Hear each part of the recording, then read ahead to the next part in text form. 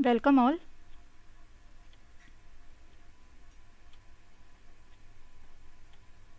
मुझे आप लोगों से बहुत सारी बातें करनी है आज। पहले ये बताइए तो आपका वॉशरूम किधर है? उस साइड।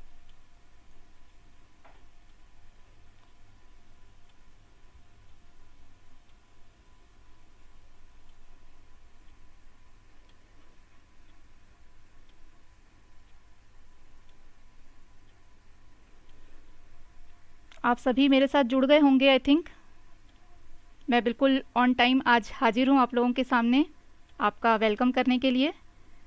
और बहुत बेसब्री आज इसलिए है क्योंकि आज हमारा ही दिन है। आज टीचर्स डे है, जिसकी बहुत बहुत शुभकामनाएं आप सभी को, क्योंकि आप सभी देश के वो भावी टीचर हैं जिन पर हमारे देश के बच्चे डिपेंड रहेंगे। तो हमें ऐसा काम करना है कि हमें खुद पे भी फ़क्र हो कि हमने देश के लिए ऐसे बच्चों का निर्माण किया है, ऐसे बच्चों के चरित्र का ऐसा निर्माण किया है कि जिससे हमारा देश जो है आगे और उन्नति करे। तो हमें सबसे पहले तो अपने टीचर होने पर बहुत गर्व महसूस करना चाहिए कि हम एक ऐसे नोबल प्रोफेशन से जुड़े हैं जिसमें हमारे पास इतने स्कोप्स हैं, हमारे पास इतने साधन संसाधन हैं कि हम देश की उन्नति में बहुत बड़े भागीदार हैं। तो आप सभी को टीचर्स डे की हार्दिक शुभकामनाएं। और सभी आई थिंक जुड़ते जा रहे होंगे तो आपको ध्यान होगा कि आपको मुझे थम्स अप शो करना है और बताना है कि आप लोग जुड़ गए हैं मेरे साथ, और आपके कमेंट्स आप शेयर करते रहेंगे। तो बाकी और लोगों को थोड़ा वेट कर लेते हैं जुड़ने का, कि वो जुड़े हैं कि नहीं जुड़े हैं, थोड़ा सा वेट कर लेते हैं।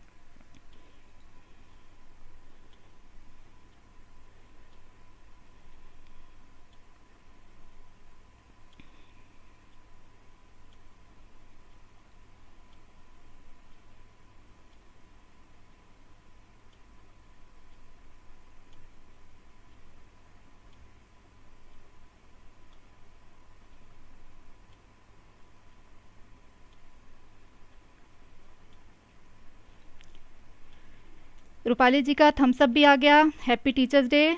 सो सेम टू यू रूपाली जी।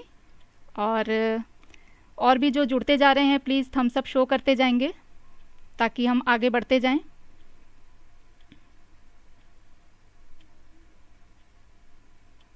आज मैं 1 या 2 मिनट पहले आ गई हूँ आप लोगों के पास। सैटरडे आपकी क्लास माफ़ कीजिएगा मैं नहीं ले पाई, क्योंकि अनफॉर्चुनेटली उस दिन हम कनेक्ट नहीं कर पा रहे थे और मैं आ ही नहीं पाई आप लोगों के साथ मिलने के लिए। तो कभी कभी ये होता है कि टेक्निकली कुछ कुछ इश्यूज़ ऐसे आ जाते हैं कि हम नहीं जुड़ पाते हैं चाह करके भी आपसे। सो आई थिंक आप सब समझते होंगे इन चीज़ों को। और अब जितने लोग भी आ गए हैं हम उनके साथ क्लास को आगे बढ़ाने की कोशिश करेंगे। सो जुड़ते रहिए और अपना थम्स अप शो करते रहिए ताकि मुझे पता चल जाए कि हाँ इट्स ओके, सब सही चल रहा है, क्लास में बच्चे आ रहे हैं। आप लोगों के आने से ही मेरा भी जो उत्साह है वो दुगना हो जाता है, और आप लोग के कमेंट से मुझे अच्छा लगता है कि हाँ लोग मेरे साथ जुड़ रहे हैं और कमेंट कर रहे हैं। तो बिल्कुल कमेंट करते जाइए, अपना नाम प्रेजेंट शो करते रहिए, बस यही चाहते हैं हम। तो हमारी फिलअप फॉर्म की जो एजुकेशनल वेबसाइट है, यहाँ आपका बहुत स्वागत है। और इसमें हमारे पास बहुत सारे कोर्सेज़ हैं, free online courses, computer classes हैं, basic computer courses, web development, hacking, ये सब के बारे में आप लोगों को बता चुकी हूँ। कंप्यूटर की अहमियत जो है मैं काफ़ी दिनों से आप लोगों को बता रही हूँ कि कंप्यूटर हमारे जीवन में क्या महत्व रखता है, हमारी क्या इम्पोर्टेंस है एजुकेशन में कंप्यूटर की, ये हम सभी जानते हैं। तो कंप्यूटर क्लासेस, इसमें जो बेसिक कंप्यूटर क्लासेस हैं ये तो मुझे लगता है कि हर किसी को करना चाहिए, जो टीचिंग से रिलेटेड हो चाहे ना हो, ये हर किसी के लिए मस्ट है, क्योंकि बेसिक नॉलेज तो एटलीस्ट हमें कंप्यूटर का होना ही चाहिए। बाकी चीज़ें तो क्या है, हम धीरे धीरे जिस जॉब में हैं, जिस भी प्रोफेशन में हैं, वहाँ कुछ रिक्वायरमेंट होती है जिनको हम धीरे धीरे सीखते जाते हैं, करते जाते हैं, समझते जाते हैं। लेकिन अगर हमको बेसिक ही नॉलेज नहीं है कंप्यूटर की तो हमें बाकी चीज़ों को करने में और मुश्किल होगी। तो वेब डेवलपमेंट भी इसमें है और हैकिंग की भी आपको क्लासेस में पता चल जाएगा कि किस तरह से करना है। जो जॉब की अपॉर्चुनिटीज़ आपके सामने आती हैं गवर्नमेंट जॉब की, वो भी आपको यहाँ पता चलती रहेंगी। अगर आप इस प्लेटफॉर्म से जुड़ते हैं तो आपको एक नहीं बहुत सारे बेनिफिट्स मिलेंगे। सो आगे बढ़ते हैं। पीजीटी और टीजीटी की क्लासेस जो हैं वो स्टार्ट हो चुकी हैं 15 अगस्त से। तो इनका स्केड्यूल एक बार और शेयर कर देती हूँ आपके साथ। 8 o'clock मॉर्निंग में आपकी करंट जीके की क्लास है, 9 मॉर्निंग एसएसटी की क्लास है, 10 AM मैथ्स की है, 12 PM जीके की क्लास है, 1 PM आपकी 2 क्लासेस रहती हैं, एक जनरल इंग्लिश की और संस्कृत की। यहाँ तक तो आप लोग को बिल्कुल क्लियर हो गया होगा। और 3 o'clock CDP की क्लास रहती है, 4 o'clock रीजनिंग की क्लास है, होम साइंस की क्लास है, 5 o'clock, 6 o'clock इवनिंग में आपकी एनवायरनमेंट साइंस की क्लास है, 7 कंप्यूटर और 10 जनरल हिंदी। तो ये पीजीटी और टीजीटी के लिए क्लासेस हैं जो फुल कोर्स आपको कराएगा। ओके, यहाँ तक आप क्लियर समझ चुके होंगे। और जो स्क्रीन पे आप नंबर देख रहे हैं, इस पे अगर आपको कोई भी क्वेरी है तो आप कांटेक्ट कर सकते हैं। चलिए आगे बढ़ते हैं। न्यू सीटेट की बैच भी रेडी हो रही है। जैसे जैसे हमारे और लर्नर्स आते जाएंगे, हमारे टीचर्स हमारे साथ जुड़ते जाएंगे। टीचर्स इसलिए कह रही हूँ कि आप भावी टीचर हैं, हमारे साथ जुड़ते जाएंगे और एक अच्छा बेस आप तैयार करके तब टीचिंग में जाएंगे। यहाँ देखिए कि जो क्लासेस आपको मिलती हैं ये मॉर्निंग से स्टार्ट हैं। एसएसटी की क्लास आपकी है, 10 AM आपकी मैथ्स की है, 1 PM जनरल इंग्लिश और सेम टाइम 1 PM संस्कृत की क्लास है, 3 o'clock CDP की, 4 o'clock reasoning, 6 environmental, 7 computer and 10 Hindi की क्लास है। तो ये आप क्लासेस अटेंड करिए रेगुलर, क्योंकि अभी से अगर आप तैयारी करेंगे तो आपके पास एक मजबूत बेस तैयार हो जाएगा, स्ट्रॉन्ग बेस आपका रेडी रहेगा, जिससे कि आप एग्जामिनेशन टाइम में आपको ये रहेगा कि आपको घबराहट नहीं होगी। क्योंकि जैसे हम तैयारी अगर हमारी अच्छी होती है तो हमारे घबराहट नहीं होती है, और अगर हमारी तैयारी ही अच्छी नहीं है तो हम वहाँ जाके सोचेंगे कि अरे पता नहीं कैसा पेपर आएगा। ये जो सोच है ये तभी डेवलप होती है कि पता नहीं पेपर कैसा आएगा। तो ये तभी आपकी सोच में आएगा जब आपने तैयारी नहीं की होगी। अगर आपने तैयारी की है तो फिर हर कुछ आपके लिए इजी है, क्योंकि ये कोई ऐसा बहुत बड़ा रॉकेट साइंस नहीं इसमें रहेगा कि आपने बहुत ज़्यादा इसमें कुछ करना है। आप अपने जो कोर्स है उसके अकॉर्डिंग ही आप पढ़ेंगे, और उसके अकॉर्डिंग पढ़ के अगर आप प्रॉपरली जाते हैं, टाइम टू टाइम अपना आपने नोट्स तैयार किया, उसके हिसाब से आपने सब्जेक्ट्स के हिसाब से अपना रेडी किया, जो स्टडी का जो भी आप तैयारी कर रहे हैं जिस भी तरह से, वो आप अगर पूरी तरह से रेडी करके जाते हैं तो आपको फिर कोई डरने वाली बात है ही नहीं, क्योंकि आपकी तैयारी पूरी है तो आपका एग्ज़ाम 100% होना ही है। और कई लोग सोचते हैं कि अरे हम तो चलो चले जाते हैं, किसी भी तरह से 90 मार्क्स लाने हैं, तो ये टारगेट मत रखिए। मैंने आपको पहले भी कहा था कि अपने लक्ष्य जितने आप ऊंचे रखेंगे उतनी आप ऊंचाई पर जाएंगे। आप सोचिए कि अगर 150 मार्क्स का टोटल है, मैक्सिमम नंबर है, तो कम से कम हमारा टारगेट 120 to 130 होना ही चाहिए। क्योंकि क्या होता है कि कुछ क्वेश्चंस होते हैं कि वाकई में कभी कभी हमसे नहीं बनते हैं, कुछ हम वहाँ पे नर्वसनेस के कारण भूल जाते हैं और कुछ गलत करके आते हैं। तो इनको अगर आप 90 के हिसाब से रखेंगे तो आपके ये अगर 4-5 क्वेश्चन गलत होते हैं तो आप 90 नहीं ला पाएंगे। तो आपका लक्ष्य ऊंचा होना चाहिए कि अगर आपने कुछ गलतियां करी भी तो आप फेल तो नहीं होंगे, आप पास होंगे। तो अपना लक्ष्य हमेशा ऊंचा लेकर के चलिए और आगे अपना भविष्य जो है वो सिक्योर कर लीजिए कि हाँ भाई मेरा एग्ज़ाम अच्छा होना है। ठीक है, तो आगे हम बढ़ते हैं। आज का हमारा टॉपिक था एनिमल्स के बारे में, जीव जंतु। एनिमल्स देखिए बहुत तरह के होते हैं, हमारे आसपास हम देखते हैं कि बहुत तरह के एनिमल्स होते हैं जो पाए जाते हैं। तो जैसे कि कुछ को हम कहते हैं कि ये रेप्टाइल्स हैं, है ना, कुछ कहते हैं कि ये ओमनीवोरस हैं, अब कुछ को कहते हैं हम एम्फीबियंस है। तो ऐसे कई सारे टाइप्स में वो डिवाइड हैं, है ना। तो हम पढ़ेंगे कैसे कि वो कैसे टाइप्स में भी डिवाइड होते हैं। तो पहले हम जानते हैं कि एनिमल्स के बारे में मैं थोड़ा सा आप लोगों को बता देती हूँ कि इन आवर सराउंडिंग, मतलब हमारे चारों ओर, हमारे आसपास, we find different type of animal. मतलब हमारे आसपास हम क्या देखते हैं, बहुत तरह तरह के एनिमल देखते हैं। ऐसा तो नहीं है कि आप अपने आसपास सिर्फ गाय, बकरी और भैंसों को देखते हैं, आप इनके अलावा बहुत सारे ऐसे रेप्टाइल्स भी देखते हैं। जैसे आपको बहुत सारे कैमेलियंस दिखाई, मतलब छिपकलियाँ दिखाई देती हैं, कैमेलियंस दिखाई देते हैं, स्नेक्स दिखाई देंगे आपको, और इंसेक्ट्स दिखाई देंगे। तरह तरह के इंसेक्ट्स में इतनी तरह की इंसेक्ट्स होती हैं कि कई तो हम आँखों से देख भी नहीं पाते, बहुत ही छोटे होते हैं, और कुछ बड़े भी होते हैं थोड़े, और कुछ ब्यूटीफुल भी होते हैं, कुछ थोड़े अगली होते हैं, मतलब कुछ ज़्यादा देखने में अच्छे नहीं लगते हैं, और कुछ बहुत सुंदर होते हैं। तो एक कोई बहुत सुंदर इंसेक्ट का आप नाम मुझे बता सकते हैं? चलिए आप लोगों से एक छोटा सा क्वेश्चन करें, बहुत ईजी क्वेश्चन है कि एक बहुत ही सुंदर इंसेक्ट का नाम मुझे बताइए।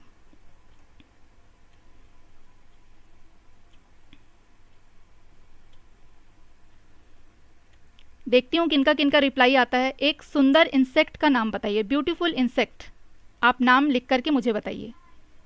कमेंट सेक्शन में ऑब्वियसली आपको लिखना है। मैं थोड़ी देर वेट कर लेती हूँ आपके आंसर्स का, क्योंकि थोड़ा रिप्लाई आप लोगों का लेट मुझे मिलता है। तो एक बहुत सुंदर आपको इंसेक्ट लिखना है जो आपको बहुत अच्छा लगता है, दिखने में बहुत सुंदर होना चाहिए वो इंसेक्ट। थोड़ी देर हम वेट कर लेते हैं। और भी जो जुड़ रहे हैं हमारे साथ वो क्लास में एक थम्स अप शो करेंगे तो मुझे पता चल जाएगा कि हाँ आप हमारे साथ जुड़ चुके हैं। रूपाली जी का आ गया बटरफ्लाई। मेरे मन में भी यही चल रहा था कि बटरफ्लाई, मुझे तो लगता है कि शायद सबसे सुंदर इंसेक्ट जो है वो बटरफ्लाई ही होती है। बहुत, मुझे भी बहुत पसंद है और इनके टाइप्स भी बहुत होते हैं, बहुत डिफरेंट डिफरेंट कलर्स और टाइप्स में ये मिलती हैं। तो हमें पता है कि एक जो बटरफ्लाई होती है उसका लाइफ जो सर्कल होता है वो बहुत छोटे से एक कीड़े के रूप में होता है और धीरे धीरे वो बटरफ्लाई में डेवलप होती है, जिसको मैं आप लोगों को आगे बताऊंगी। ठीक है ना, अभी तो हम इतना जानेंगे कि ये एक जस्ट मैंने सवाल कर लिया था। एक लेडी बग भी होती है जो बहुत सुंदर लगती है, अक्सर शो पीसेज वगैरह में आजकल बहुत दिखाई पड़ता है कि लोग घरों में सजा के रखते हैं शो पीसेज। रेड कलर की होती है, ब्लैक डॉट्स होते हैं, वो भी बहुत सुंदर लगती है। तो ऐसे बहुत सारे हैं इंसेक्ट जो सुंदर भी बहुत लगते हैं। सिल्क वाले, जो सिल्क मॉथ जो होते हैं, बटरफ्लाइज होती हैं सिल्क वाली, तो वो भी बहुत सुंदर सुंदर डिज़ाइंस में आती हैं। तो ऐसे बहुत सारे इंसेक्ट्स हैं जो हमारे आसपास हमको दिखाई देते हैं। मैमल्स होते हैं, रेप्टाइल्स होते हैं, बर्ड्स होते हैं, एम्फीबियंस। इस तरह से हम देखेंगे तो मतलब कई तरह के इनके टाइप्स बहुत हैं। अगर हम देखें तो मैमल्स, रेप्टाइल्स, बर्ड्स, एम्फीबियंस और इंसेक्ट, इस तरह के छोटे छोटे अलग अलग हम इनको सेक्शंस में डिवाइड करें तो बहुत सारे टाइप हो जाते हैं एनिमल के। तो एनिमल में लिव ऑन लैंड और इन वाटर और फ्लाई इन एयर। ये आप समझते ही हैं कि भाई वो ज़मीन पे भी रहते हैं, पानी में भी रहते हैं और आसमान में उड़ते भी हैं। जैसे आप मॉस्किटोज़ हैं, वो आसमान में उड़ भी जा रहे हैं, उड़ते उड़ते हमें काट भी ले रहे हैं, हमारा नुकसान भी कर रहे हैं। लेकिन उसी तरह से अगर हम देखें कि छोटे छोटे जो वो अर्थवॉर्म्स होते हैं वो ज़मीन के अंदर भी चलते हैं और ऊपर जहाँ थोड़ी गीली मिट्टी मिलती है वहाँ पे भी वो चलते हैं। और कुछ पानी में भी रहते हैं इंसेक्ट्स, जैसे पानी वाले बहुत तरह के छोटे छोटे कीड़े होते हैं जो आप देख सकते हैं। जैसे कभी आप अपना वाटर टैंक क्लीन करिए तो वाटर टैंक जब आप क्लीन करते हैं तो नीचे बहुत सारी काई जमी हुई रहती है। उनमें आप देखेंगे कि बहुत छोटे छोटे कीड़े होते हैं जो कि जिनके आप नाम भी नहीं जानते, और वो पानी के अंदर उन गंदगी में भी वो इजीली रह जाते हैं। तो वो हैं छोटे छोटे इंसेक्ट जो पानी के अंदर रहने वाले होते हैं, वाटर वाले इंसेक्ट होते हैं। तो इस तरह से कई तरह के हम इंसेक्ट्स भी देखते हैं। Depending upon its ability and nature, वो उनकी एबिलिटी होती है और उनका नेचर होता है कि वो किस तरह के एरिया में रह पाते हैं। मतलब वो लैंड में रह पाते हैं ईजीली या वो वाटर में इजीली रह पाते हैं, ये उनके नेचर पे और उनकी एबिलिटी पे डिपेंड करता है। मतलब वो उस आधार पे वो जिस हिसाब से सक्षम होते हैं उस हिसाब से वो रह लेते हैं। जैसे कि हमने देखा है कि इंसेक्ट की बात नहीं करूँगी मैं, यहाँ पे मैं बात कर रही हूँ जैसे एक एम्फीबियन की, जो पानी के अंदर भी रहते हैं और बाहर भी। जिसपे कि आप सबसे पहले आपके ध्यान में यही आएगा कि एक जो मेंढक होता है, फ्रॉग, वो पानी के अंदर भी जितना आराम से रह लेता है पानी के बाहर भी रह लेता है। तो उसके पास ये ताकत है कि वो पानी में भी रहता है और पानी के बाहर भी रहता है। तो ये उनके सक्षमता पे डिपेंड करता है कि वो कितने सक्षम हैं। Animals have different feeding habits, उनके खाने की आदतें अलग अलग होती हैं। कुछ जो होते हैं वो छोटे कीड़ों को खाते हैं और थोड़े जो बड़े हो जाते हैं वो पेड़ पत्तियों को भी कई खाते हैं, जो नॉनवेज नहीं खाते हैं, मतलब वो वेजिटेरियन होते हैं। तो इस हिसाब से भी एक कैटेगरी बनती है इनकी, उनके खाने के हिसाब से। फिर होता है कि जो एनिमल्स होते हैं वो रिप्रोड्यूस कैसे करते हैं, उनका रिप्रोडक्शन किस तरह से होता है। तो उसमें भी हम देखेंगे कि जो रिप्रोडक्शन होता है उस हिसाब से भी एनिमल की कई प्रजातियां होती हैं कि कुछ जो हैं बच्चों को जन्म देते हैं, कुछ अंडों को जन्म देते हैं। तो इस तरह से भी उनका क्लासिफिकेशन होता है। तो अब हमने ये समझ लिया कि हमारे आसपास बहुत तरह के एनिमल्स होते हैं और उनके अपने अपने टाइप्स होते हैं। तो आगे बढ़ते हैं। देखिए इसमें आपको पिक्चर में सबको पिक्चर क्लियर शो हो रहा है ना? मुझे एक बार थम्स अप बस दे दीजिए, मुझे ये पता चल जाएगा कि आप लोगों को शो अच्छे से हो रहा है।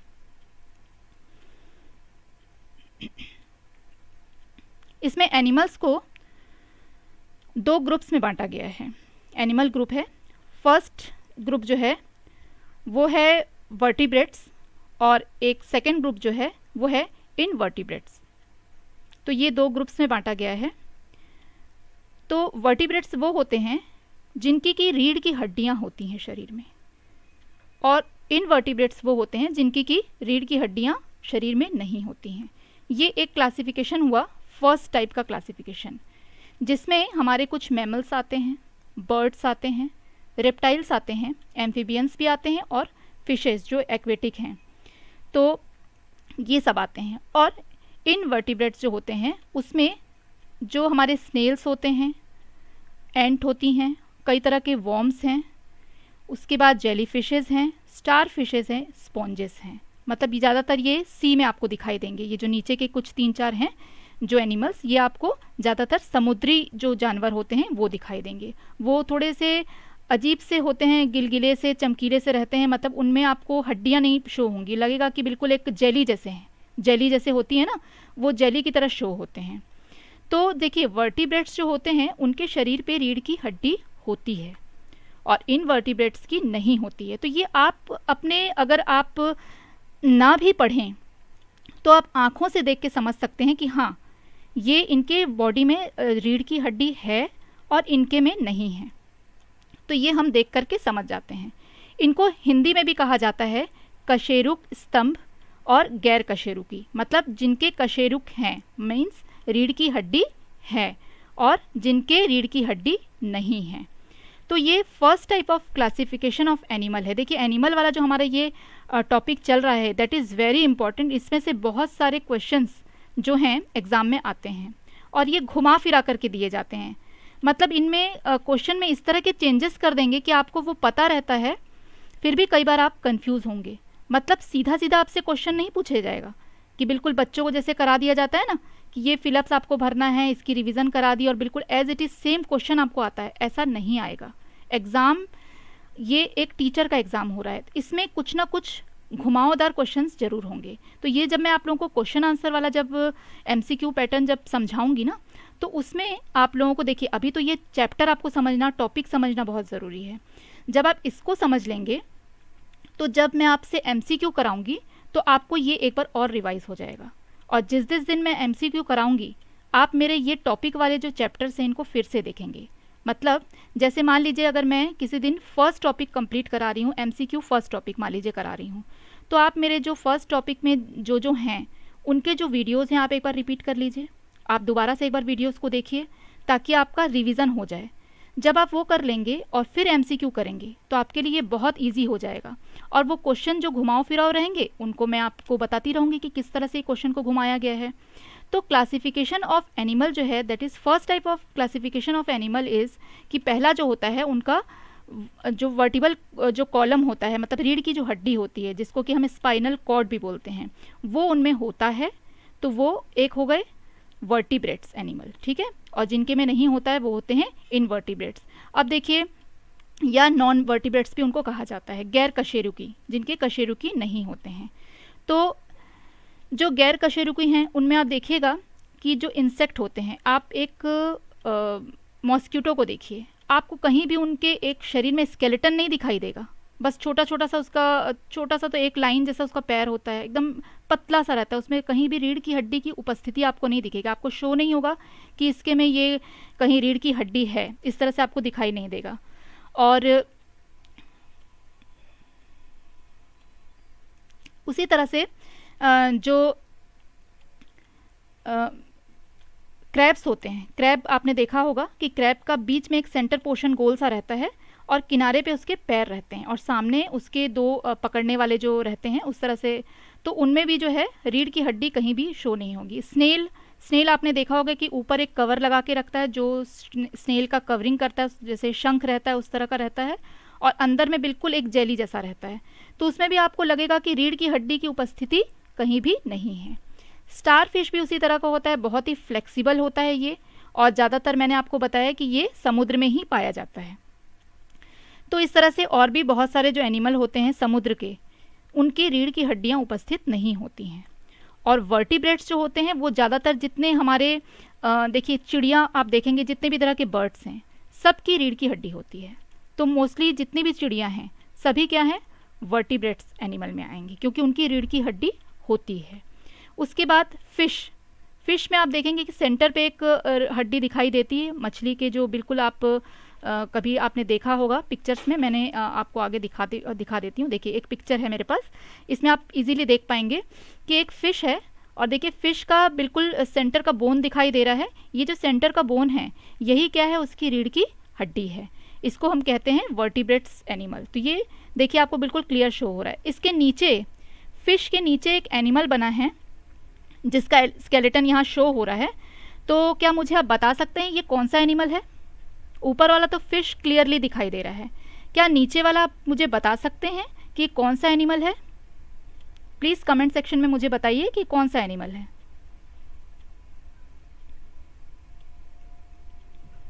मैं वेट कर रही हूँ आप लोगों के कमेंट्स का।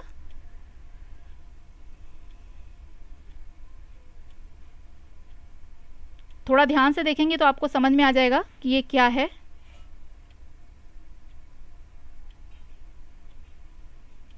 इनका बीच में देखिए एक सेंटर आपको लाइन पूरी दिखाई दे रही है जो कि ये बताती है कि ये कशेरुक वाले जो हैं, मतलब रीढ़ की हड्डियों वाले हैं। रूपाली जी का आ गया गिरगिट, यस गिरगिट हो गई, या कैमेलियन का कोई भी जाति, आपका लिजर्ट, उनका ऑलमोस्ट यही होता है। राइट आंसर है तो गिरगिट राइट आंसर है। इसका आप सिर देख के ही समझ सकते हैं कि ये गिरगिट का सिर है। तो ये कैमेलियन टाइप में आ जाता है। और इसमें देखिए कि बिल्कुल बीच की जो हड्डी है वही इसकी रीढ़ की हड्डी कहलाएगी। साइड में इसके पैर दिख रहे हैं, आपका हेड है, फिर टेल के लिए जो गया हुआ है वो आपको दिख रहा है। ठीक है, तो इस तरह से ये आपको पिक्चर देख के अब क्लियर हो गया होगा कि एक फ़िश की भी देखिए जो वो सेंटर पे एक बोन होती है। तो कशेरुक और गैर कशेरुक ये आप लोग को अब क्लियर हो रहा होगा थोड़ा थोड़ा। उसके बाद कई तरह के रेप्टाइल्स मतलब जैसे कि आप टॉर्टोइस को देख सकते हैं, और कई तरह के कैमेलियंस, बहुत तरह की बड़ी बड़ी छिपकलियाँ होती हैं। उनका ऑलमोस्ट ये जो गिरगिट का जो आप नीचे वाला जो मतलब पिक्चर देख रहे हैं इसी की तरह का इनका बनावट, स्केलेटन इनका जो रहता है इसी तरह का बनावट होती है। शरीर की जो इनकी ढांचा जो बोलते हैं हम, वो ढांचा इसी तरह का होता है। तो ये आप लोगों को अब अच्छे से अगर समझ में आ गया है तो हम आगे बढ़ सकते हैं। तो ये मैं एक बार और आपको क्लियर करती हूँ कि एक नॉन वर्टिब्रेट्स होते हैं और एक वर्टिब्रेट्स। नॉन वर्टिब्रेट्स जिनकी शरीर में रीढ़ की हड्डी की उपस्थिति नहीं होती है, और वर्टिब्रेट्स जिनके शरीर में रीढ़ की हड्डी होती है। अब जितने भी तरह के हम वाइल्ड एनिमल देखते हैं कि वो लायन हो सकता है, टाइगर हो सकता है, उसके बाद आपका क्रोकोडाइल हो सकता है, कैट है, डॉग है, काऊ है, बफेलो, जितने भी एनिमल आप लैंड एनिमल तो मोस्टली जितने लैंड एनिमल सबकी रीढ़ की हड्डियाँ होती हैं। और समुद्र में ज़्यादातर ऐसे होते हैं एनिमल्स जिनकी रीढ़ की हड्डियाँ नहीं होती हैं। स्नेल भी तो खैर ऐसे भी घूमते हैं, स्नेल हम ज़मीन पे भी कई बार देखते हैं। और जैसे अर्थ वर्म हो गया, उनके नहीं होती हैं। तो वो वर्म टाइप के जितने हो गए, जो छोटी छोटी हम जिनको इल्लियाँ कहते हैं, वो जो छोटे छोटे इंसेक्ट हुए उनकी रीढ़ की हड्डी नहीं होती है। तो ये एक तरह का क्लासिफिकेशन हमारा हो जाता है। ठीक है, यहाँ तक क्लियर है सभी को? थम्स अप शो करते जाएंगे कि हाँ भाई क्लियर है, नहीं है, तो हम आगे भी बढ़ते जाएंगे। सेकेंड टाइप ऑफ क्लासिफिकेशन, पहले तो हमने देख लिया कि रीढ़ की हड्डी के आधार पर उनका क्लासिफिकेशन, उनको बांटा गया, वर्गीकृत किया गया है। दूसरे तरह का क्लासिफिकेशन हम देखते हैं कि एनिमल में होता है, वो होता है कि बॉडी का टेम्परेचर। ये बहुत खास है टॉपिक, इससे भी कई बार क्वेश्चन आते हैं कि बॉडी का टेम्परेचर से कैसे होगा। वार्म ब्लडेड और कोल्ड ब्लडेड जिसको हम कहते हैं। ठीक है, होमोथर्मिक जो कि गर्म खून वाले होते हैं, जिनको कि वार्म ब्लडेड भी कहा जाता है। और एक होते हैं पोइकिलोथर्मिक, मतलब ठंडे खून वाले, जिनको हम कहते हैं कोल्ड ब्लडेड। ठीक है, तो जो होमोथर्मिक होते हैं मतलब वार्म ब्लडेड गर्म खून वाले जो एनिमल्स होते हैं, वो आप समझ सकते हैं। जैसे अगर हम एनिमल्स, लैंड एनिमल्स की बात करते हैं, तो जितने हमको लैंड में एनिमल दिख रहे हैं सब गर्म खून वाले हैं। आप इसको ऐसे समझ सकते हैं, आपको आसानी होगी। जितने भी आपको ज़मीन पे दिखाई दे रहे हैं वो सारे क्या हैं, होमोथर्मिक हैं। ठीक है, उनकी बॉडी का जो टेम्परेचर होता है वो अच्छा रहता है, गर्म रहता है, वो गर्म खून वाले हो गए, वार्म ब्लडेड। और पोइकिलोथर्मिक ठंडे खून वाले जानवर, जैसे कि रेप्टाइल्स आ जाते हैं इसमें, फिशेज आ जाती हैं कई तरह की, और कुछ जो पानी के अंदर भी रहते हैं और बाहर भी रहते हैं, अर्थात जिनको हम क्या कहते हैं, एम्फीबियंस कहते हैं। कई तरह के कीड़े जैसे जानवर है ना, ठंडे खून वाले जानवर हैं, क्योंकि वे पृथ्वी पर रहने वाले सभी प्रकार के जानवरों के शरीर के तापमान को नियंत्रित करने में असमर्थ हैं। कीड़ों की आबादी भी अधिकतम है। तो कीड़े ज़्यादातर, बहुत सारे ऐसे कीड़े होते हैं जो कि अर्थ पे उनकी क्या है, पॉपुलेशन बहुत ज़्यादा है ना। जैसे आप मच्छर देखते हैं, मॉस्किटो हो गया, फ्लाइज हो गई कई तरह की, देखिए वो बिल्कुल झुंड में रहते हैं, बहुत ज़्यादा उनका रहता है, संख्या बहुत ज़्यादा होती है। नंबर ऑफ इंसेक्ट जो अगर हम देखें तो बहुत ज़्यादा है, बहुत ही ज़्यादा। तो ये ज़्यादातर जो इनकी आबादी बहुत ज़्यादा होती है, और ये ज़्यादा क्या होते हैं, इनको इस तरह से पहचानेंगे कि ये जो हैं ठंडे खून वाले होते हैं। ठीक है। कई जो पानी में रहते हैं वो अपनी बॉडी का टेम्परेचर को मेंटेन करने के लिए पानी में उनका ब्लड कैसा होता है, कोल्ड ब्लडेड होते हैं, मतलब पोइकिलोथर्मिक कहते हैं। इनका बहुत सारा नाम जो मैंने आपको बता दिया है, उसे भी आप थोड़ा ध्यान रखिएगा, क्योंकि आपका क्वेश्चन पेपर हिंदी और इंग्लिश दोनों पैटर्न में आपके सामने रहेगा, तो दोनों चीज़ें आपको दिखाई देंगी। तो जिनको जो ईजी होता है याद रखने में, उस तरह से आप याद रखिए, और जो शब्द हैं वो आप हिंदी में भी जानिए और इंग्लिश में भी जानिए, दोनों आपको पता होना चाहिए, क्योंकि आप एक टीचर हैं तो आपको दोनों चीज़ें मालूम होनी चाहिए। क्या होता है, बच्चे कब क्या पूछ लें, है ना, इसलिए हमें नॉलेज सब तरह से होनी चाहिए। तो होमोथर्मिक जो हो गए, गर्म खून वाले, जिनको हम कहते हैं वार्म ब्लडेड एनिमल्स, जो कि ज़्यादातर लैंड एनिमल होते हैं। जो हमको वाइल्ड एनिमल जितने तरह के दिख रहे हैं वो सारे गर्म खून वाले ही होते हैं। और ठंडे खून वाले जानवर वो होते हैं जो पानी के अंदर भी रहते हैं, बाहर भी रहते हैं। कुछ फिश, जो फिश जितनी हो गई, ऑलमोस्ट सारी फिश हो गई, और कुछ छोटे छोटे जो इंसेक्ट्स होते हैं, ये आपके आ जाते हैं पोइकिलोथर्मिक या ठंडे खून वाले, जिनको हम कहते हैं कोल्ड ब्लडेड। ओके, तो अब एक हम पिक्चर देख लेते हैं और भी ज़्यादा आपको क्लियर हो जाएगा।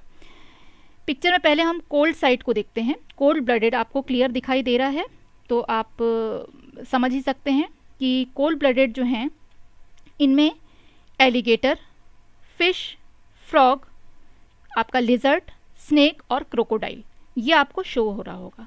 ये मोस्टली ज़्यादातर सब रेप्टाइल्स हैं। आपका फ्रॉग एम्फीबियन हो गया, बाकी आपके एलिगेटर, क्रोकोडाइल, लिजर्ड, स्नेक, ये सब रेप्टाइल्स में आते हैं। और फिश है ना, ये आपकी हो गई एक्वेटिक एनिमल, वाटर एनिमल हो गई। तो ये सारे जो हैं ये होते हैं कोल्ड ब्लडेड, मतलब इनका खून कैसा होता है, ठंडा होता है।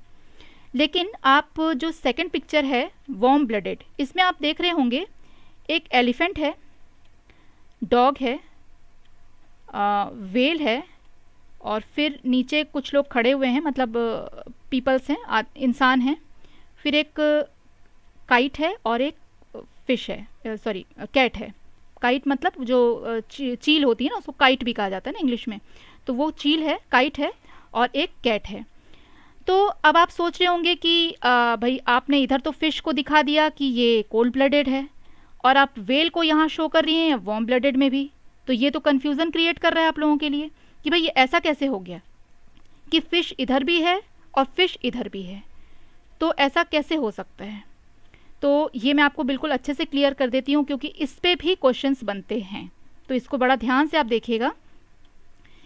जो वेल होती है और डॉल्फिन होती है, ये आप देखते होंगे कि बीच बीच में सांस लेने के लिए बाहर भी आती है पानी से, ठीक है।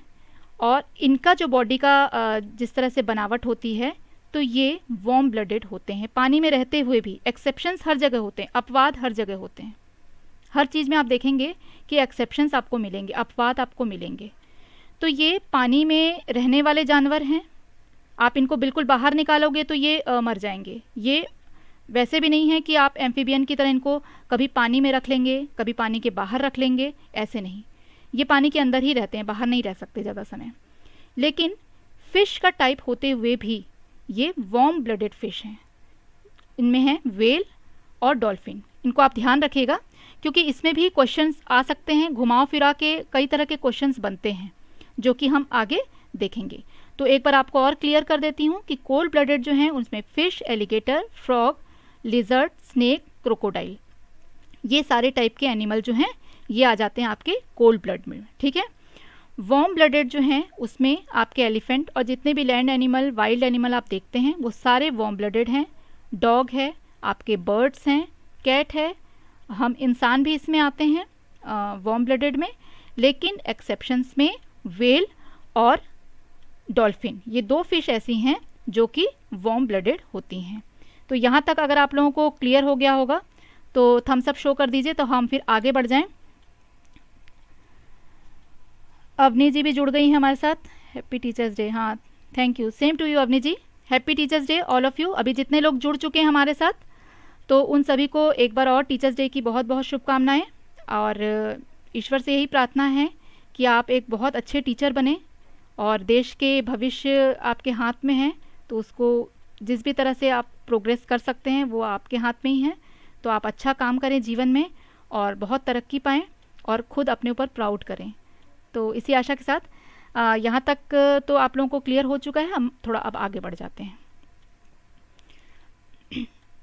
देखिए, थर्ड टाइप का जो है, पहले मैंने आपको बताया कि फर्स्ट टाइप का जो है वो आपकी रीढ़ की हड्डी के अकॉर्डिंग हम जान रहे थे कि रीढ़ की हड्डी होने और नहीं होने से होता है classification.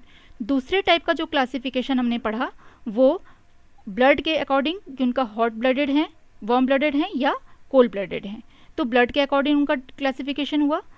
Third type of classification हम देखते हैं कि इनका खाने की आदतों के हिसाब से इनका क्लासिफिकेशन होता है।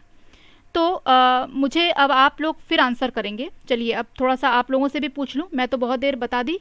आप मुझे एक ऐसे एनिमल का नाम बताइए जो मांस मछली भी खाता है, नॉनवेज भी खाता है और वो वेजिटेरियन भी है, मतलब दोनों चीज़ें ही खाता है। एक ऐसे एनिमल का आपको नाम बताना है जो मांसाहारी भी है और शाकाहारी भी है।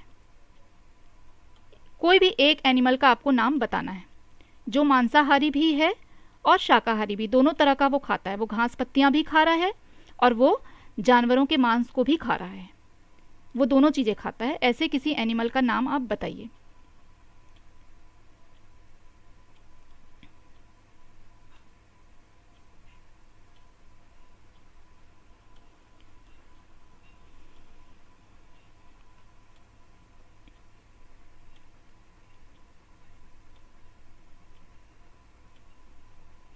अभी तक किसी का कमेंट नहीं आया मेरे पास, मैं वेट कर रही हूँ आपके कमेंट्स का कि ऐसे आपको बताने हैं एनिमल के नाम जो दोनों तरह का खाना खाता है। वो एनिमल भी खाता है और वो मतलब साग पत्तियाँ भी खाता है, दोनों तरह का वो भोजन लेता है। ऐसे किसी एनिमल का आपको नाम बताना है। आई थिंक कमेंट मेरे पास थोड़ा लेट भी आ रहा है, इसलिए मुझे पता नहीं चलता है, काफ़ी लेट से मुझे कमेंट मिलता है। तो भोजन के आधार पे इनका जो क्लासिफिकेशन होता है वो इसी तरह होता है कि इसमें कार्निवोरस एनिमल होते हैं जो कि मांस खाते हैं, ठीक है। तो एनिमल विच फीड्स, मतलब एनिमल जो खाते हैं, फीड्स मतलब उनका जो भोजन है, खाते हैं वो। तो animals which feed on another animal of flash, मतलब दूसरा कोई एनिमल खाता है या उसका फ्लैश, मांस खाता है, जैसे कि lion, tiger, shark, whale, eagle, vulture etcetera. Have sharp pointed and curved front teeth. They also have strong grinding teeth the back of their mouth. तो देखिए, जो एनिमल्स होते हैं कार्निवोरस एनिमल मतलब मांसाहारी जानवर, वो क्या करते हैं, वो या तो किसी जानवर को मार के खाते हैं, उसके मांस को खाते हैं, है ना। जैसे कि हम जानते हैं कि शेर, लायन हो गया, बाघ जिसको कि हम टाइगर कहते हैं, शार्क हो गई, व्हेल हो गई, ये सब क्या है, एक तरह के शिकारी जानवर हैं। ये कभी जंगल में देखिएगा कि शेर जो है वो कभी हिरणों का शिकार कर रहा है, कभी वो किसी भैंसे पे टूट पड़ता है, कभी वो खरगोश खाता है, तो ये उसका भोजन है ना। तो ये साइकिल तो चलता रहेगा। दिस इज़ फूड चेन, ये हम फूड चेन में आगे पढ़ेंगे, फूड चेन भी आपको बताना है। तो ये फूड चेन है कि जो एक बड़ा जानवर है वो अपने से छोटे एनिमल पे अटैक करता है। शेर को नहीं जाएगा खाने के लिए, हाँ लड़ाई ज़रूर करेगा, लेकिन ये उसका भोजन नहीं होगा कि वो शेर जो है वो शेर को खा ले रहा है। शेर अटैक किस पे करेगा, अपने से जो छोटे जानवर हैं उन पे अटैक करेगा, वो उनका शिकार करेगा। तो इस तरह से हम देखते हैं कि वो जो मांस खा रहा है उससे छोटे जो एनिमल्स होंगे वो किसी और का मांस खाएंगे, और उनसे छोटे वो किसी और का। तो इस तरह से एक चेन चलती है। तो ये जब हम फूड चेन पढ़ेंगे तो उसमें जानेंगे। तो शेर, बाघ, ये सब क्या हैं, कार्निवोरस हैं, मतलब ये मांस खाते हैं। आप नहीं देखोगे कि शेर बैठ कर के कहीं किसी पत्ते तोड़ के खा रहा है या वो एप्पल खा रहा है। कभी आपने देखा है क्या किसी शेर को कोई फल खाते हुए, या साग सब्जी उसको दे दिया, या झाड़ी पत्ती वो सब खा रहा है? तो नहीं खाएगा। क्यों? क्योंकि वो एक कार्निवोरस एनिमल है, मतलब मांसाहारी जीव है, वो नहीं खाएगा वो ये सब चीज़ें। तो ये जब चीज़ें वो खाएगा तो उसके जो टीथ का जो शेप है वो भी कुछ अलग तरह का होगा, क्योंकि अगर बिल्कुल चपटे दांत होंगे तो वो मांस को फाड़ के खा नहीं पाएगा, जो उनकी चमड़ी होती है उनको वो चीर नहीं पाएगा। तो इसलिए क्या होता है कि उनके जो सामने के दांत होते हैं वो काफ़ी नुकीले होते हैं। आपने कभी जैसे जियोग्राफी या हिस्ट्री चैनल, ये सब चैनल, अगर आप एनिमल प्लेनेट वगैरह चैनल आप देखते हैं तो उनमें दिखाता है, बहुत पास से दिखाता है एनिमल्स को, कि उनके जो दांत होते हैं वो बहुत ही नुकीले, शार्प रहते हैं सामने के दांत। क्यों होते हैं? वो इसीलिए होते हैं जिससे कि वो एनिमल्स की जो चमड़ी है उसको नोच के निकाल सकें, ताकि अंदर का जो मांस है, फ्लैश जो है, उसको वो ईट कर सकें। तो इस तरह से उनकी बनावट होती है दांतों की।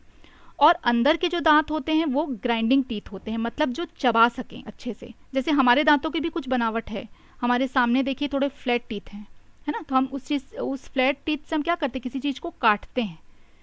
और अंदर के जो है हमारे जो दांत जिनसे हम चबाते हैं वो हमारे ग्राइंडिंग टीथ हैं। तो उसी तरह के ग्राइंडिंग टीथ उनके पास भी होते हैं। तो ये दांत का शेप जो है ये उनको इसीलिए मिला होता है क्योंकि उनके पास तो अब वो चाकू छुरी चम्मच लेके तो बैठे नहीं हैं कि वो जाएंगे और उनको चलो भाई चाकू से काट लेते हैं और एनिमल को काट के खा लेते हैं। चाकू से तो वो नहीं काट सकते ना, उनको तो अपने दांतों का यूज़ करना पड़ेगा। और अगर उनके फ्लैट टीथ रहेंगे तो वो फ्लैट टीथ जो हैं जिस जानवर का उन्होंने शिकार किया है उसकी बॉडी के अंदर घुसेंगे ही नहीं। तो उसके लिए कैसे दांत चाहिए? बिल्कुल शार्प नुकीले दांत चाहिए, जिससे कि वो चमड़ी को निकाल सकें। तो ये सामने के दांत उनके कैसे होते हैं? नुकीले होते हैं। और अंदर के जो टीथ होते हैं दैट इज़ ग्राइंडिंग टीथ, मतलब चबा सकने वाले दांत। उसी तरह से हम देखेंगे जैसे ईगल और वल्चर है, ये तो मैंने एनिमल की बात कही आपको, जो लैंड एनिमल आपके हो गए, शेर, बाघ, फिर आपके जैसे फॉक्स वगैरह हो गई, या लकड़बग्घे हो गए जिनको हाइना कहा जाता है। तो इनके दांत उस तरह के नुकीले होते हैं।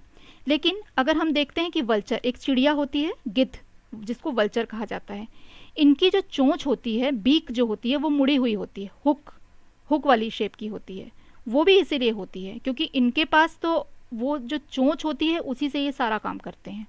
और इनके जो क्लॉज होते हैं, मतलब पंजे होते हैं, वो भी कुछ इस तरह के होते हैं जिससे कि ये उस जिस भी जानवर का इन्होंने शिकार किया है उसको चीर सकें और चीर करके उसको मांस को निकाल सकें। तो ये उनकी बनावट इस तरह की होती है। उसके बाद हम देखेंगे कि वेल जो होती है उसके भी दांत जो होते हैं शार्प होते हैं। शार्क हो गई, उसके भी शार्प होते हैं दांत, क्योंकि ये सब क्या है? शिकारी जानवर हैं। ये लोग दूसरे जानवरों का शिकार करते हैं। इनको हम कहते हैं कार्निवोरस, मतलब मांसाहारी। तो यहाँ तक आप लोगों को आई थिंक क्लियर हो गया होगा। आगे बढ़ते हैं। सेकेंड टाइप ऑफ एनिमल जो है वो है शाकाहारी, मतलब हर्बीवोरस। अब ये किसी भी जानवर का शिकार नहीं करेंगे, ये जो भी पेड़ पौधे हैं, पत्ते हैं, इनको खाएंगे।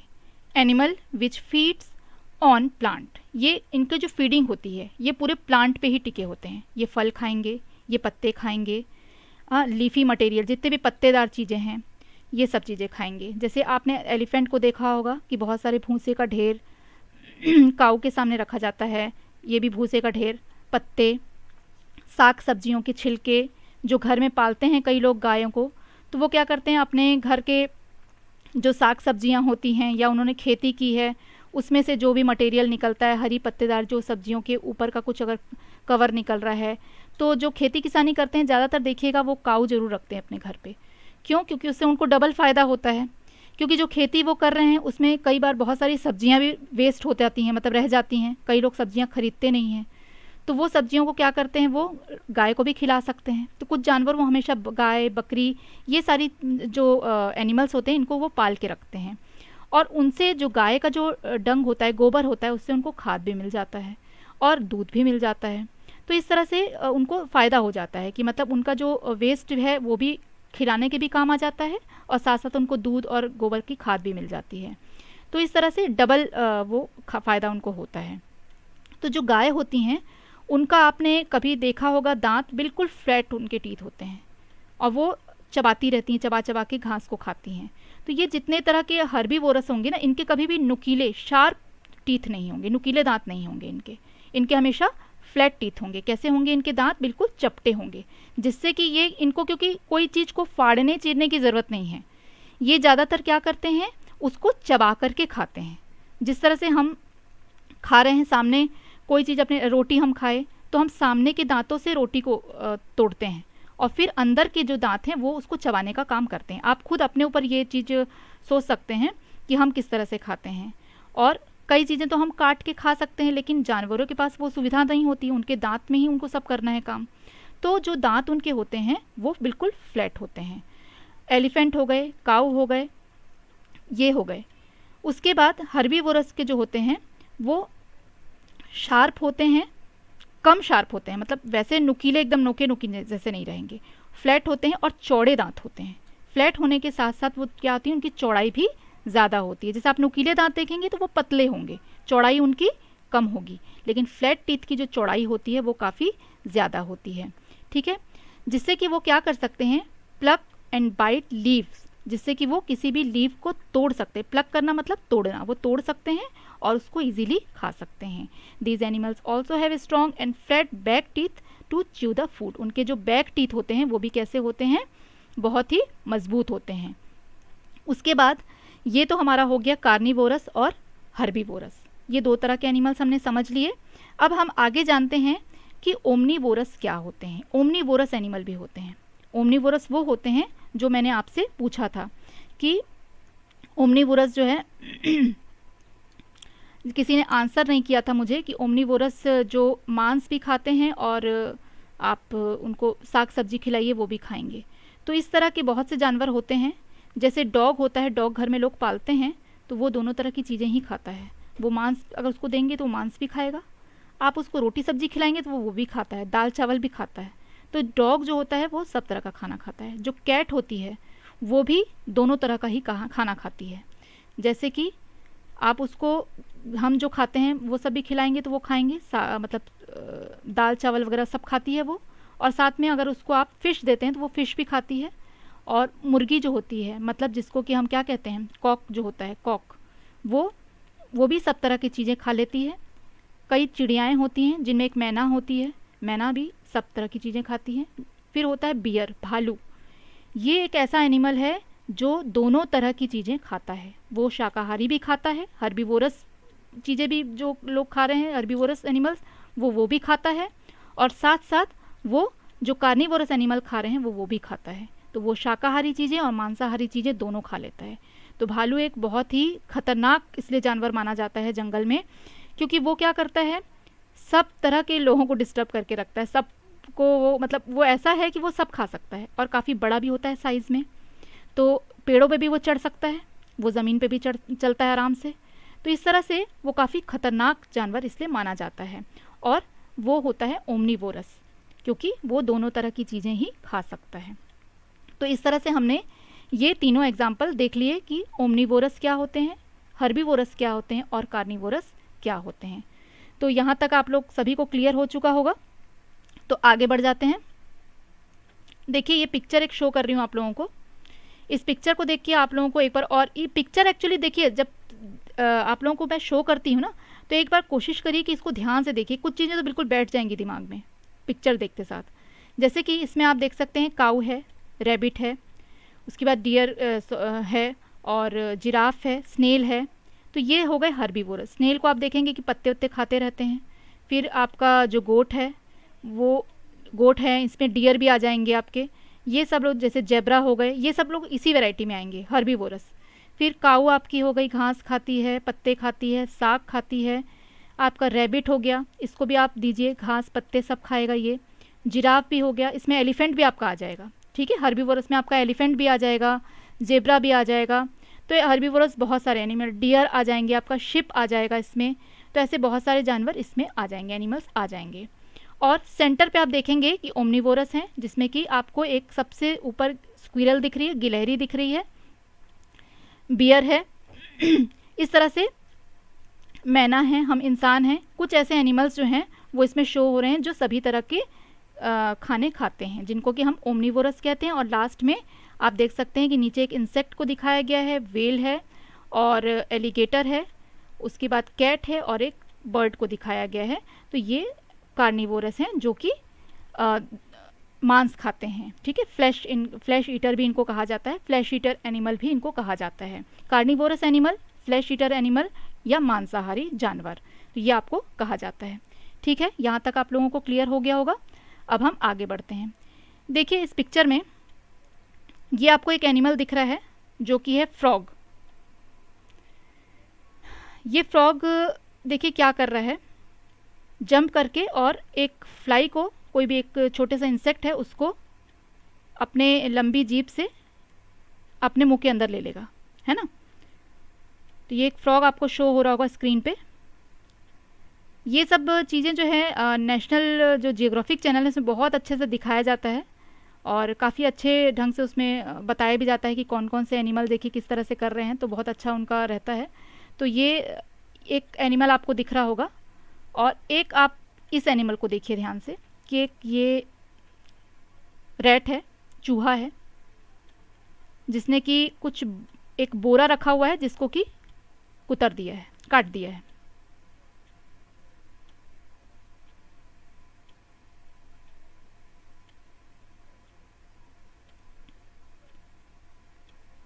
तो इन दोनों एनिमल्स में आप बता सकते हैं कि क्या डिफरेंस है। एक मैंने पहले आपको दिखाया था, एक ये है और एक ये है। इन दोनों में आप मुझे डिफरेंस बता सकते हैं कि क्या चीज़ मैं आपको बताना चाह रही हूँ। इन दोनों एनिमल में ईटिंग स्टाइल में कुछ डिफरेंसेस हैं, दोनों में खाने का जो स्टाइल है उसमें कुछ अंतर है।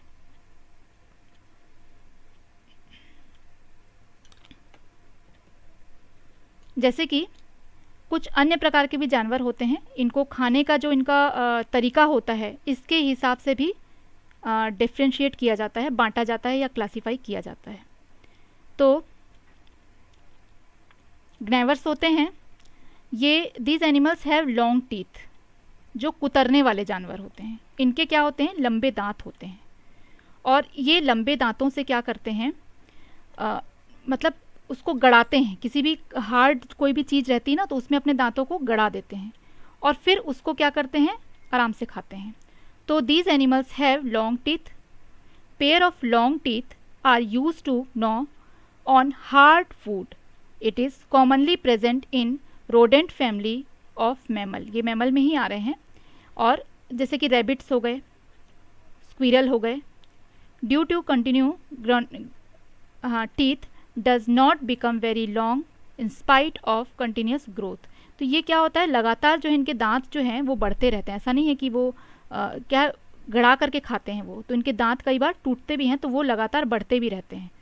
और ये इसीलिए होते हैं क्योंकि कुतरने वाले जो जानवर होते हैं इनके दांत बहुत ज़्यादा लंबे नहीं हो पाते हैं, क्योंकि ये बीच बीच में टूट भी जाते हैं, क्योंकि ये खाते हैं तो किसी अपने खाने की चीज़ में अपने दांत को गड़ाते हैं। तो ये क्या होता है कि कुतरने के कारण इनके दांत जो लंबे ज़्यादा नहीं हो पाते हैं। आप देखेंगे कि जो गिलहरी होती है इनके सामने के दांत थोड़े लंबे होते हैं। उसी तरह से जो रैबिट होते हैं, खरगोश होते हैं, इनके भी सामने के दांत थोड़े लंबे होते हैं। और आपको ये जान के बड़ा आश्चर्य होगा कि ये इन जानवरों के जो दांत हैं ये लगातार बढ़ते हैं। जैसे हमारे जो शेप में हैं दांत उसी शेप में रुके हुए रहते हैं, ये अब बड़े नहीं होंगे, लंबे नहीं होंगे। जब बचपन में एक बार हमारा मिल्क टीथ टूट जाता है और फिर हमारे जो परमानेंट टीथ आते हैं, ये टूटने के बाद धीरे धीरे वो एक फुल साइज़ में आ जाने के बाद उसके बाद ये घटते या बढ़ते नहीं हैं। अगर टूट जाएं तो वो टूटे ही रहेंगे और वैसे ही टूटे आकार में ही जीवन भर हमारे साथ रहेंगे। लेकिन ये जो खरगोश और गिलहरी जैसे जानवर होते हैं जो कि कुतर के खाते हैं, जैसे चूहे भी हो गए, तो ये क्या है, इनके जो दांत हैं ना ये लगातार बढ़ते रहते हैं। लेकिन लगातार बढ़ने के बावजूद भी ये बहुत लंबे नहीं हो पाते हैं, क्योंकि ये हमेशा कुतर के ही खाने को खाते हैं। तो जो कुतरने के कारण इनका क्या होता है, दांत घिस जाते हैं, कभी कभी टूट भी जाते हैं, क्योंकि कड़े चीज़ों को भी कुतर के खा जाते हैं। कभी कभी आप देखिएगा कि आपके कुछ फ्रूट्स लगे होंगे पेड़ में, जैसे अमरूद के अक्सर देखिएगा कि पेड़ों पे ये आ जाते हैं और कच्चे फलों को ही ये खा जाते हैं। काफ़ी स्ट्रॉन्ग रहते हैं वो फल, काफ़ी कड़े रहते हैं, उनमें भी ये दांत घुसा घुसा के काट लेते हैं क्योंकि इनके दांत बहुत शार्प होते हैं और लगातार ये बढ़ते हैं। तो देखिए एक क्वेश्चन ये भी बन के आता है कि लगातार किन एनिमल्स के दांत बढ़ते हैं, तो इनके बढ़ते हैं और ये उनको गड़ा करके खाते हैं। एक मैंने आपको सबसे आगे एक पिक्चर दिखाई थी एक फ्रॉग की जो एक इंसेक्ट को खा रहा था। ये स्वेलोइंग कर रहा था, मतलब निगल रहा था, खाएगा पर निगल के। ये अपने दांतों का यूज़ नहीं करेगा। इसके जो टंग है वो काफ़ी लॉन्ग थी, इसकी जीभ काफ़ी लंबी थी और इसने क्या किया, उस इंसेक्ट को पकड़ लिया उस जीभ से, जो मैं आपको एक बार और पिक्चर में शो कर देती हूँ। ये देखिए इसकी टीथ आप देख पा रहे हैं, सॉरी टंग आप देख पा रहे हैं कि बहुत लॉन्ग है ना। तो ये क्या करेगा, इसको सीधे मुंह में लेगा और इसको निगल जाएगा। इसको चबाने का काम नहीं करेगा, किसी तरह की ग्राइंडिंग का कोई काम ये नहीं करेगा, ये सीधे इसको क्या करेगा, निगल जाएगा। तो ऐसे बहुत सारे एनिमल्स होते हैं जो क्या करते हैं कि चबाते नहीं हैं, वो अपने लॉन्ग जो टंग है उससे उसको पकड़ लेते हैं एनिमल्स को, छोटे छोटे एनिमल्स को, और उसको निगल जाते हैं। जैसे स्नेक, बहुत बड़ा एग्जाम्पल है आपके पास।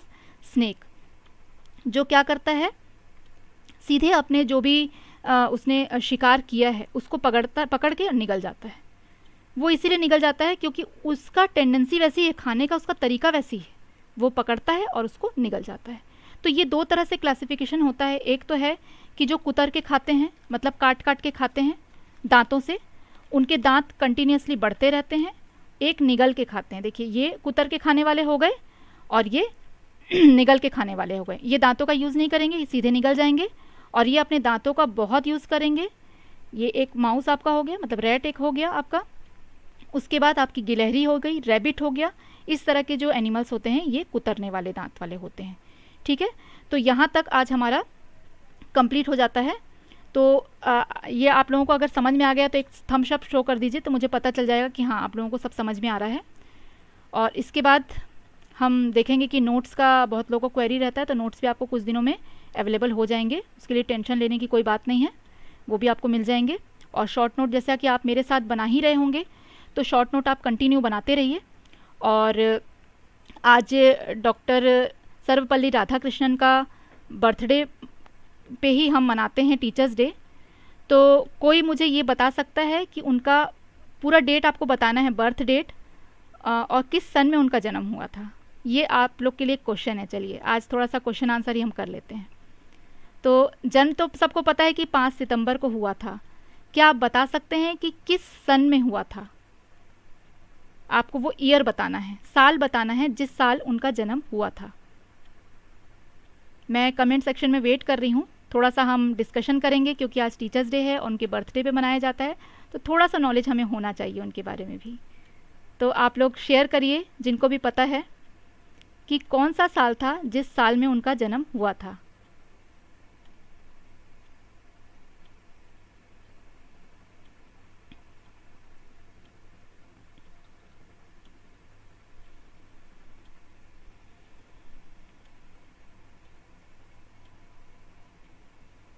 मुझे अभी तक किसी का भी कमेंट नहीं आया है,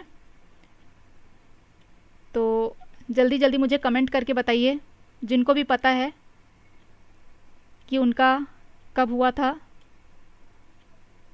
किस सन में जन्म हुआ था, किस साल उनका जन्म हुआ था।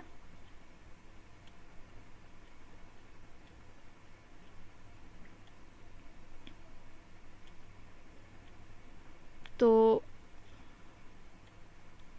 किसी का भी रिप्लाई नहीं आ रहा है मुझे। अवनी जी का रिप्लाई आ गया और अवनी जी बिल्कुल राइट है। 1888 राइट आंसर। गूगल में सर्च मारने में टाइम लग रहा है क्या आप लोगों को? गूगल में सर्च नहीं मारना है, जल्दी जल्दी आंसर करना है आप लोगों को। सर्च मारने का अब टाइम नहीं दूंगी मैं। तो इनका जन्म आपको पता चल गया, 1888 में इनका सन है। और ये हमारे देश के पहले उपराष्ट्रपति थे। इन्होंने उपराष्ट्रपति के पद पे भी काम किया है हमारे देश में। पहले उपराष्ट्रपति थे और दूसरे राष्ट्रपति, हमारे देश के दूसरे नंबर पे ये राष्ट्रपति बने थे।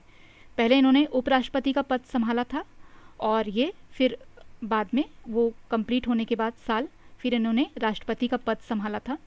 और राष्ट्रपति के पद पर ये 13 मई 1962 से लेके 1967 तक, 13 मई 1962 से लेकर के 13 मई 1967 मतलब 5 सालों तक इन्होंने अपने पद को अच्छे से गरिमामय रूप से संभाला, पदभार संभाला।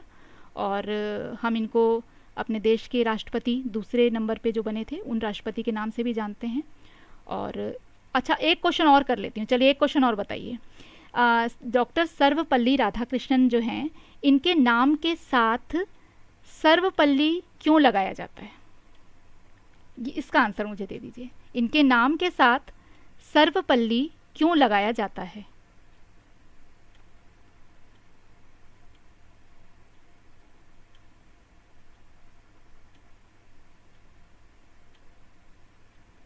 अवनी जी का कहना है उनका मैसेज सेंड लेट से हो रहा है। हाँ ठीक है, गूगल में सर्च मत करिए।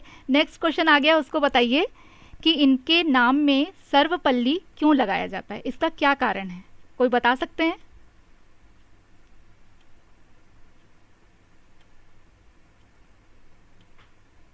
आंसर जल्दी करिए।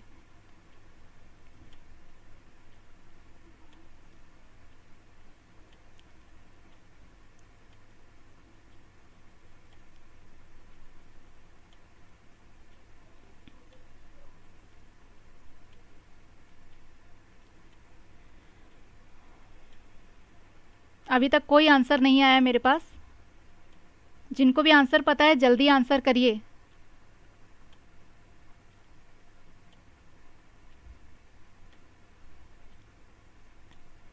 चलिए मैं आप लोग को बता देती हूँ कि इनके नाम के साथ सर्वपल्ली इसलिए लगाया जाता है क्योंकि इनके जो पिताजी थे उनका ये बहुत बड़ा एक इच्छा उनकी थी कि उनके गांव का नाम उनके नाम के साथ जुड़ा हुआ हो। वो सर्वपल्ली नामक एक गांव में रहते थे, जो गांव का नाम उन्होंने अपने नाम के साथ जोड़ा हुआ है। उनके पिताजी का भी नाम सर्वपल्ली से ही स्टार्ट होता है और उसी तरह से जो सर्वपल्ली राधाकृष्णन है वो अपने नाम के साथ जो सर्वपल्ली लगाते हैं वो उनके गांव का नाम है, जिस गांव से वो बिलोंग करते हैं। ठीक है, तो ये हम आगे बढ़ते हैं। और उनका एक नारा है जो मुझे बहुत अच्छा लगा, मैंने देखा है उनका एक नारा है कि सर्वपल्ली राधाकृष्णन जी ने कहा है कि जब हम सोचते हैं कि हम जानते हैं, जब हम सोचते हैं कि हम जानते हैं कि हम सीखना बंद कर देते हैं। मतलब जब हम ऐसा सोचने लग जाते हैं कि हमें सब कुछ पता है, हम सब कुछ जानते हैं, जिस दिन हमने ऐसा सोच लिया उस दिन हम सीखना बंद कर देते हैं। और हम टीचर्स हैं, हम तो ये सोच ही नहीं सकते, हमको ये सोचना ही नहीं है, क्योंकि हम जिस ज्ञान के समुद्र में गोते लगा रहे हैं वो कभी ख़त्म होने वाला नहीं है और हम कभी भी सर्वज्ञाता नहीं बन सकते। तो ये मुझे इतना अच्छा लगा, इनका मैंने पढ़ा था। तो जब हम सोचते हैं कि हम जानते हैं कि हम सीखना बंद कर देते हैं, ये उनका नारा था।